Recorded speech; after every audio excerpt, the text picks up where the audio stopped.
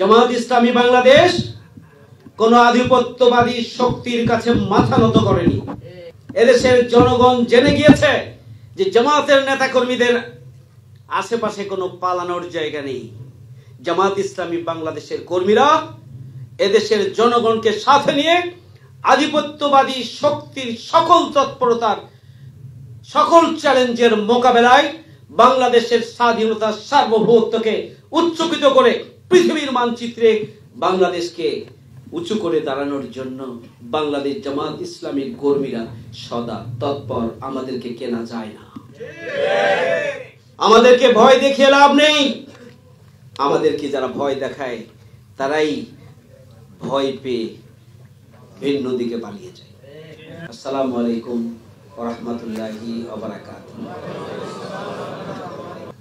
ঈমানের দাবি পূরণের জন্য আমরা ইসলামী আন্দোলনের সাথে সম্পৃক্ত। আল্লাহ রাব্বুল আলামিন আমাদেরকে বলেছেন যে তোমরা কেন সংগ্রাম করছো?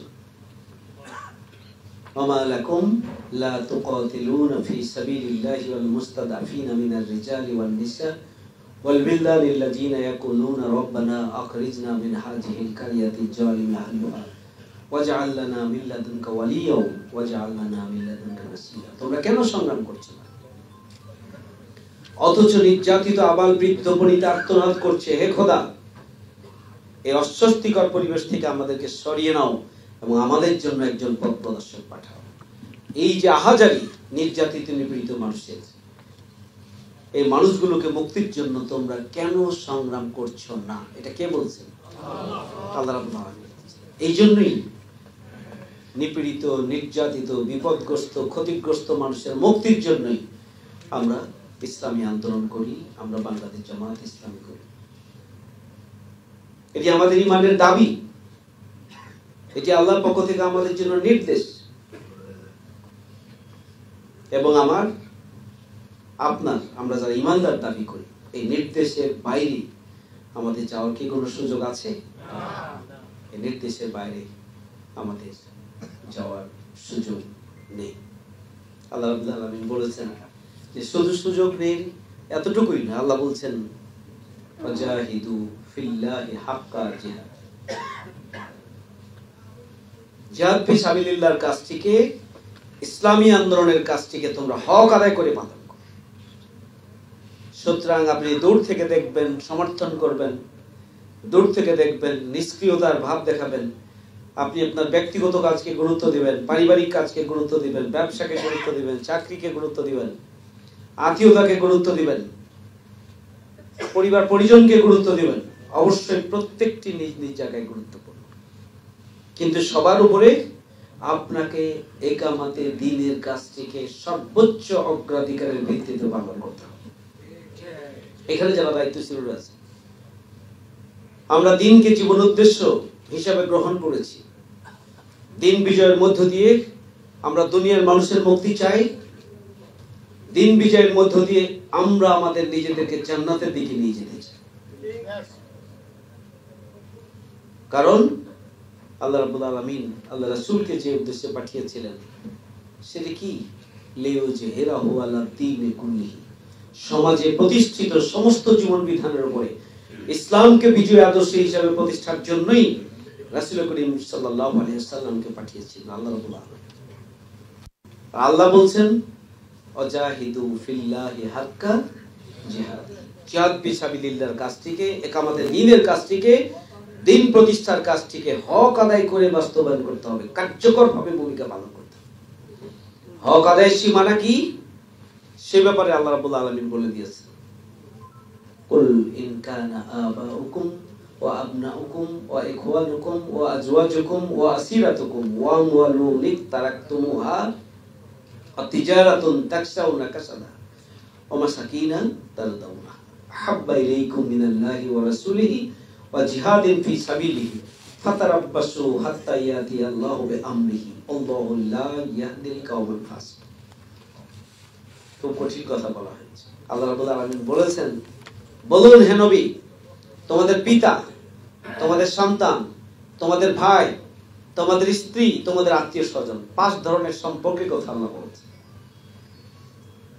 তোমাদের অর্জিত সম্পদ তোমাদের সেই চাকরি বা ব্যবসা যা জীবন ধারণের উপায়, যা নিয়ে তোমরা তটস্থ থাকো, অস্থির থাকো, এবং তোমাদের সেই বাসস্থান যা তোমরা পছন্দ করো, এই সব কিছুর উপরে যদি আল্লাহ, আল্লাহ রাসূল এবং জিহাদ ফি সাবিলিল্লাহর কাজটিকে তোমরা বেশি ভালো না বাসো,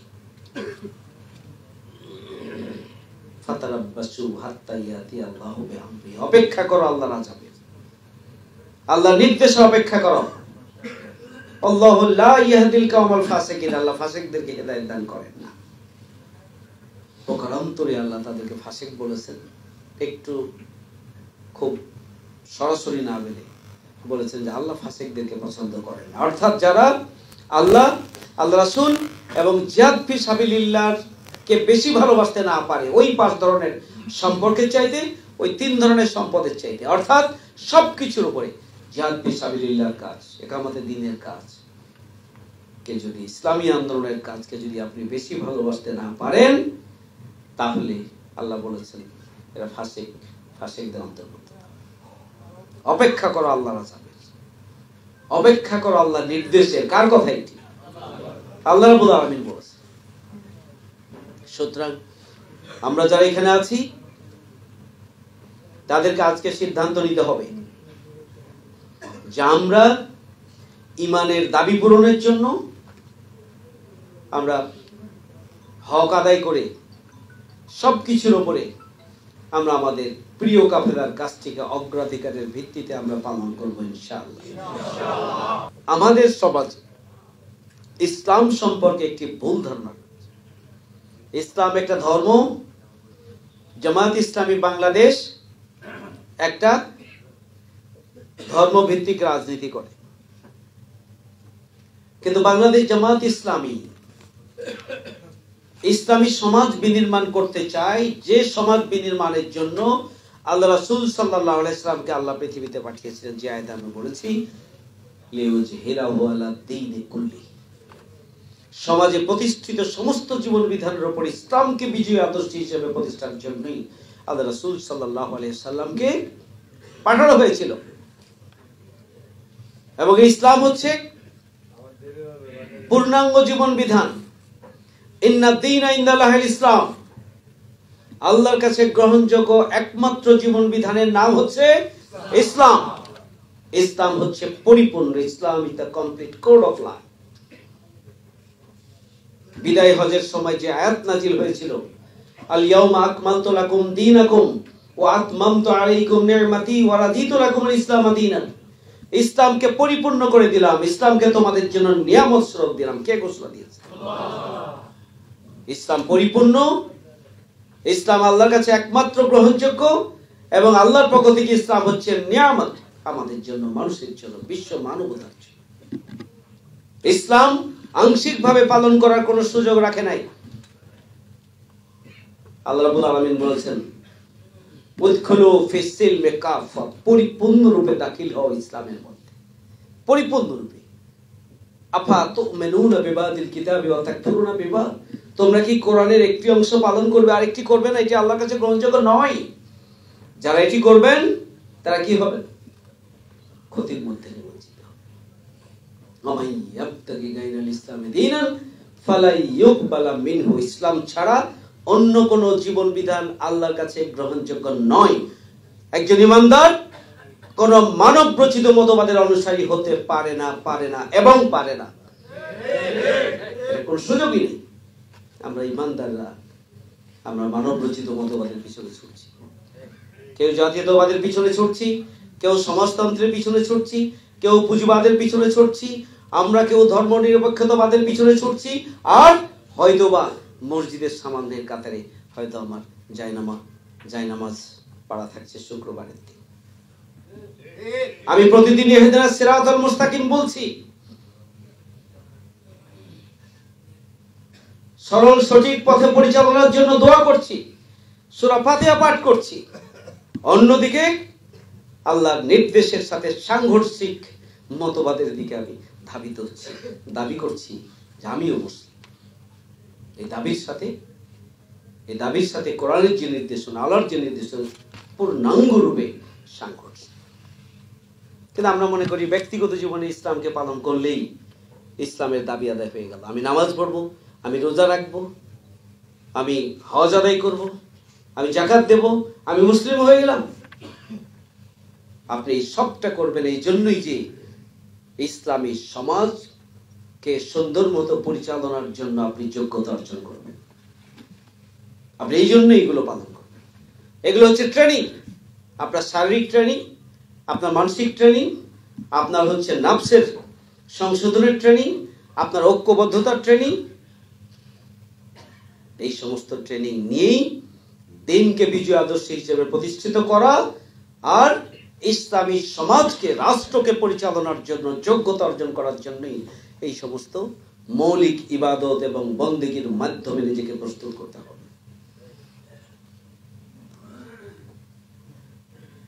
সম্মানিত ভাইরা আমার, সুতরাং আজকে আমাদের যে আন্দোলন, এই আন্দোলন শুধুমাত্র দুনিয়ায় বিজয় লাভের জন্য নয়।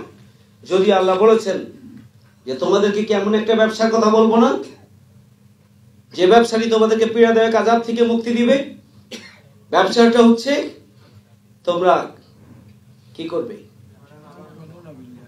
তুমিনুনা বিল্লাহি ওয়া রাসূলিহি ওয়া তুজাহিদুনা ফি সাবিলিল্লাহি বিআমওয়ালিকুম ওয়া আনফুসিকুম যালিকুম খায়রুল লাকুম ইন কুনতুম তা'লামুন। জীবন এবং মালকে আপনাকে ইনভেস্ট করতে হবে এই ব্যবসা। তোমাদেরকে এমন একটা ব্যবসার কথা বলবো না যে ব্যবসাটা তোমাদেরকে পীড়াদায়ক আযাব থেকে মুক্তি দিবে। তাহলে পরকালীন আযাব থেকে মুক্তি আমাদের লক্ষ্য, প্রধান লক্ষ্য। দিন বিজয়ের জন্য শর্ত কি? শর্ত হচ্ছে আল্লাহ রাব্বুল আলামিন বলেছেন, ওয়ালা তাহিনু ওয়ালা তাহজানু ওয়া আনতুমুল আলাউনা ইন কুনতুম মুমিনিন। তোমরা ভয় করো না, ঘাবড়ে যেও না, তোমরাই বিজয়ী হবে যদি তোমরা মুমিন হও। অর্থাৎ মুমিনের মতো মুমিন হও। মুমিনের বৈশিষ্ট্য, মুমিনের যে যোগ্যতা, মুমিনের যে চরিত্র হওয়া উচিত, যদি প্রকৃত অর্থে একজন মুমিনের যাবতীয় গুণাবলী আপনি ধারণ করেন, বিজয়ের দায়িত্ব কার? আল্লাহ রাব্বুল আলামিন। আল্লাহ রাব্বুল আলামিন বলেছেন, ওয়া'দাল্লাহুল লাযিনা আমানু মিনকুম ওয়া আমিলুস সালিহাত লা ইস্তাকলিফান্নাহুম ফিল আরদ ইলা আখিরিল আয়াত। পরিষ্কার ভাবে বলেছেন, আল্লাহ ওয়াদা করেছেন যেমনি ভাবে অতীতে ওয়াদা করেছিলেন যে তোমাদেরকে খেলাফত দান করবে যদি তোমরা আল্লাহর প্রতি আস্থা রাখো, ঈমান আনো, বিশ্বাস করো এবং আমলে সালেহ করো। আমলে সালেহ, সৎ কাজ। ব্যক্তির মধ্যে এমন কোয়ালিটি তৈরি হবে যাতে করে ওই ব্যক্তির সমস্ত কাজই সৎ কাজ হিসেবে বিবেচিত হবে। অন্যায়, অশ্লীলতা, বেহায়াপনা, দুর্নীতি, সন্ত্রাস, অনাচার, অবিচার, লুটপাট তাকে স্পর্শ করতে পারবে না। যদি সেই ধরনের যোগ্যতা সম্পন্ন মানুষগুলো ভালো আমল করে, তাহলেই আল্লাহ অতীতে যেমনি ভাবে খেলাফত দিয়েছেন ইমানদারদেরকে ঠিক সেভাবেই খেলাফত দান করবেন। আজকে যদি ব্যক্তিগতভাবে পরিবর্তন সাধন না হয়, আমরা যদি বৈষম্য বিরোধী মানসিকতা সম্পন্ন না হই, যদি আমাদের ট্রেনিং দুর্নীতি মুক্ত না থাকার জন্য আমাদের যদি প্রশিক্ষণ না থাকে, সততা এবং যোগ্যতার প্রশিক্ষণ যদি আমাদের না থাকে, যদি ব্যক্তিগতভাবে আমরা সত্য এবং সুন্দরের পূজারী না হই, যদি ব্যক্তিগতভাবে দুর্নীতি মুক্ত না হই, তাহলে দুর্নীতি মুক্ত সমাজ প্রতিষ্ঠিত করা সম্ভব নয়। আমরা মনে করছি স্লোগান দিয়ে দুর্নীতি মুক্ত বাংলাদেশ হয়ে যাবে, বৈষম্য মুক্ত বাংলাদেশ হয়ে যাবে, ন্যায় বিচারের বাংলাদেশ হয়ে যাবে, জাস্টিসের বাংলাদেশ হয়ে যাবে। অসম্ভব। আপনি নিম গাছ লাগাবেন আর যদি আমের আশা করেন, এটি হতে পারে না, এটি হতে পারে না। সুতরাং আমরা সমাজ পরিবর্তন করতে চাই। বাংলাদেশ জামাত ইসলামী, আমরা সুখী, সমৃদ্ধশালী নতুন বাংলাদেশ প্রতিষ্ঠা করতে চাই। আমরা আমাদের প্রতিষ্ঠা লগ্ন থেকেই আমরা সৎ, যোগ্য, দক্ষ, দুর্নীতিমুক্ত, সন্ত্রাস মুক্ত, মানসিকতা সম্পন্ন, ট্রেনিং প্রাপ্ত জনশক্তি আমরা তৈরি করছি। আলহামদুলিল্লাহ। সম্মানিত দায়িত্বশীল ভাইরা, আজকে বাংলাদেশ জামাত ইসলামীর ব্যাপারে এদেশের সাধারণ মানুষের একটা আকাঙ্ক্ষা এবং আগ্রহের জায়গা তৈরি হয়েছে। তার এক নাম্বার কারণ হচ্ছে জামাত ইসলামী বাংলাদেশ হচ্ছে সবচেয়ে বড় মজলুম দল। বিগত 17.5 বছরে জামাত ইসলামীর 11 জন শীর্ষ নেতাকে হত্যা করা হয়েছে, ফাঁসি, জেলের ভিতরে এবং বাইরে হত্যা করা হয়েছে। 5 শতাধিক নেতা কর্মীকে হত্যা করা হয়েছে। আমাদের শীর্ষ নেতৃবৃন্দের সন্তানদেরকে গুম করা হয়েছে। আমাদের কেন্দ্রীয় অফিস থেকে শুরু করে সমস্ত ওয়ার্ড পর্যন্ত অফিসগুলোকে বন্ধ করে দেওয়া হয়েছে। জামাত ইসলামীকে রাস্তায় নামতে দেওয়া হয়নি, মিছিল করতে দেওয়া হয়নি, মিটিং করতে দেওয়া হয়নি, সমাবেশ করতে দেওয়া হয়নি। আমরা শাহাদাতের তামান্নায় উজ্জীবিত হয়ে আমরা সকল অন্যায়ের প্রতিবাদ করার জন্য আমরা মাঠে ছিলাম, কিন্তু আমাদেরকে সরকার কোনো কর্মসূচি বাস্তবায়ন করতে দেয় নাই। আমরা সবচেয়ে বড় মজলুম দল, যে দলের নিবন্ধনটিকে বাতিল করে দেওয়া হয়েছে, তার প্রতীক দাড়িপাল্লাকে কেড়ে নেওয়া হয়েছে, জামাত ইসলামী বাংলাদেশকে নিষিদ্ধ পর্যন্ত করা হয়েছে। সুতরাং জামাত ইসলামী সবচেয়ে বড় মজলুম দল। এটা হচ্ছে এক নাম্বার কারণ। এদেশের জনগণ জামাত ইসলামীর জন্য দোয়া করে। এত জুলুম, নির্যাতন, নিষ্পেষণের পরেও আজকে 2 নাম্বার কারণ হচ্ছে এদেশের জনগণ জামাত ইসলামীকে সবচেয়ে বেশি আপোষহীন, শাহাদাতের তামান্নায় উজ্জীবিত এবং সরকারের সকল অপকর্মের দাঁত ভাঙা জবাব দেওয়ার জন্য 17.5 বছর জুড়ে তারা রাজপথে ছিল। আগামী দিনেও সকল অন্যায়ের মোকাবেলায় একমাত্র জামাত ইসলামী জীবন বাজি রেখে সামনে রাখার জন্য প্রস্তুত আছে। 3 নম্বর কারণ হচ্ছে জামাত ইসলামী বাংলাদেশ তারা সৎ, যোগ্য, দক্ষ, নৈতিকতা সমৃদ্ধ নেতৃত্ব এবং কর্মী বাহিনী তৈরি করেছে, যা গোটা বাংলাদেশের জনগণের কাছে আশার আলো দেখিয়েছে। দুর্নীতি, অনিয়ম, অব্যবস্থাপনা, ঘুষ এবং অশ্লীলতা, বেহায়াপনার এই সয়লাবের মধ্যেও জামাত ইসলামীর কর্মীরা নিজেদেরকে সৎ, যোগ্য, দক্ষ এবং তারা নৈতিকতা সমৃদ্ধ রেখে তারা দেশপ্রেমের পরিচয় দিয়ে বাংলাদেশে জনগণের কাছে একটা আগ্রহের জায়গা তৈরি করার ক্ষেত্রে তাদের অন্তরে জায়গা করে নিয়েছে জামাত ইসলামী বাংলাদেশ। আজকে মানুষের মুখে আমরা বলতে শুনি, আমরা এ দেখলাম, আমরা বি দেখলাম, অতীতে আমরা সি দেখেছি। আগামী দিনে আমরা জামাত ইসলামীকে দেখতে চাই, কারণ নতুন বাংলাদেশের যে স্বপ্ন, সেই স্বপ্ন বাস্তবায়ন করার জন্য যে পুঁজি প্রয়োজন, যে শক্তি প্রয়োজন, যে সম্পদ প্রয়োজন, এটা কার হাতে আছে? আলহামদুলিল্লাহ, এটা জামাত ইসলামী বাংলাদেশের হাতে আছে। আল্লাহ শুকরিয়া এবং কৃতজ্ঞতা, এটা আমাদের কোনো কাজের ফল নয়। এটা কে দিয়েছেন? আল্লাহ রাব্বুল আলামিন দিয়েছেন। 4 নম্বর কারণ হচ্ছে জামাত ইসলামের প্রতি আস্থা এবং ভালোবাসার জায়গা তৈরি হয়েছে এই জন্যই যে এত জুলুম, নির্যাতন, নিষ্পেষণ, নিপীড়ন, গুম, খুন, মামলা, হামলা, 20,000-এর অধিক মামলা, লক্ষ লক্ষ নেতা কর্মীকে ঘর ছাড়া, বাড়ি ছাড়া, সংসার ছাড়া করা হয়েছে। বাড়িতে ঘুমাতে পারে না আমাদের লক্ষ লক্ষ নেতা কর্মী। কিন্তু এরপরেও আলহামদুলিল্লাহ বাংলাদেশ জামাত ইসলামীর আমিরে জামাত ডাক্তার শফিকুর রহমান সহ বাংলাদেশের সর্বস্তরের নেতা এবং কর্মীরা যেখানেই মানবতা বিপর্যস্ত, ক্ষতিগ্রস্ত, যেখানেই অ্যাক্সিডেন্ট, ভূমিধস, বিস্ফোরণ, দুর্ঘটনা, যেখানে বন্যা, যেখানে অগ্নিসংযোগ, যেখানে বিপদ এবং মুসিবত, সবার আগে আমিরে জামাত ডাক্তার শফিকুর রহমান ছুটে গিয়েছেন। সবার আগে জামাত ইসলামী স্থানীয় নেতারা সেখানে ছুটে গিয়েছেন। এত কিছুর পর একটা মানবিক সংগঠন হিসাবে বাংলাদেশ জামাত ইসলামী ইতিমধ্যেই জনগণের অন্তরে জায়গা করে নিয়েছে এবং একজন মানবিক নেতা হিসেবে আমিরে জামাত আল্লাহর মেহেরবানি জায়গা করে নিয়েছে। আলহামদুলিল্লাহ, এটা আমাদের কোনো ক্রেডিট না। আল্লাহ রাব্বুল আলামিন এত বিপদ মুসিবতের মধ্য দিয়েও জামাত ইসলামীর কর্মীদেরকে ধৈর্যের সাথে, সাহসিকতার সাথে, মানবতার কল্যাণে, দল, মত, জাতি, ধর্ম, বর্ণ নির্বিশেষে সব মানুষের বিপদে মানুষের পাশে দাঁড়ানোর জন্য আল্লাহ রাব্বুল আলামিন সুযোগ করে দিয়েছেন। এটি মানুষের অন্তরে দাগ কেটেছে। আলহামদুলিল্লাহ।